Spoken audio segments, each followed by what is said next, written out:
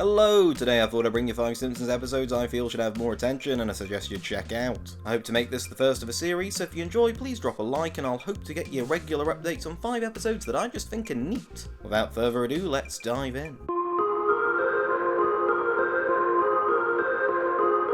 New Kids on the It's been a mad minute since I talked about some yellow Flintstones, but I can no longer be a silent G. Hardy Posse gave you what every boy band before and since has tried and failed to deliver. This episode is always a rewatch of beauty for me for many reasons. You got some good bops, you got some good laughs, you got some wholesome military propaganda. It's all there.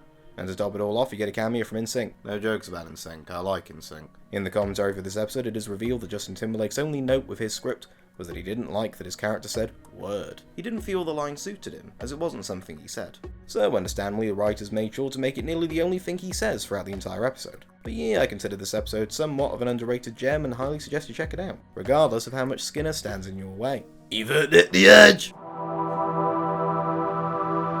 The Twisted World of Marge Simpson. Marge makes pretzels, the non-Marges make bitter bread. Your enjoyment of this episode is entirely dependent on which of these factions you subscribe to. I always tend to enjoy a good Marge-focused episode, and find in a season which includes fan favourites such as Homer's Enemy and You Only Move Twice, this episode tends to get lost in the fold when people look back on the latter part of the show's golden era. This episode contains some of my favourite moments in the show's history, including but not limited to Fat Tony's famous money speech, Welcome Back Space Girl, and Bart. This might be my favourite Fat Tony episode. I can quote every line he says in this episode. This boy doesn't miss. This episode has no B-plot, you don't need it, and it allows the Simpson family to get involved in helping to make Marge's pretzel business flourish, for better or worse. One reason to check out this episode above all others has to be for its ending, which will forever go down as one of the most chaotic in the show's entire run, and I can guarantee first-time viewers will not see it coming.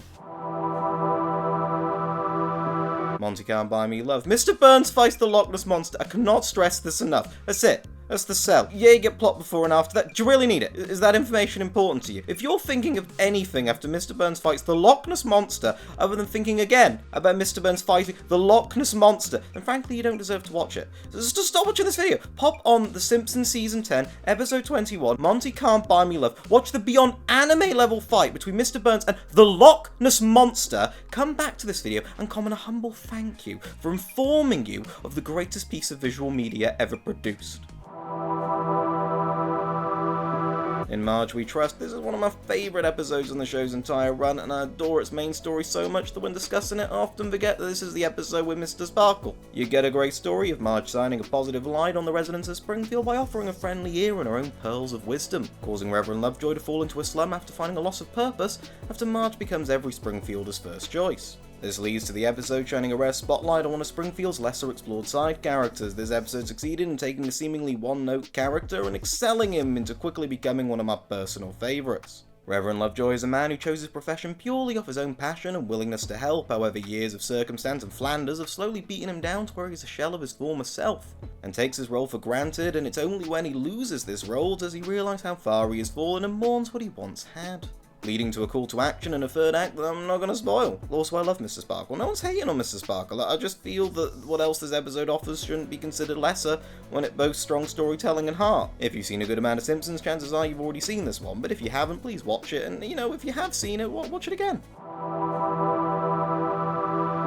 Diatribe of a Madhouse Wife. This one's great fun. Marge writes a book that draws inspiration from her real-life relationships with her depiction of Homer growing less favourable as the episode continues. I don't want to give much away as I feel the fun in this one comes from watching its events play out, but I will say that the scene where Homer lies to Marge about reading the draft of a novel might be one of the show's most underrated moments. It's also nice to see a focus on Marge's relationship with Flanders, as this is a dynamic we haven't really seen touched upon since the season 4 classic, A Streetcar Named Marge. Also, fun fact, this episode features the triumphant and long overdue return of the canonly popular Dr. Marvin Monroe.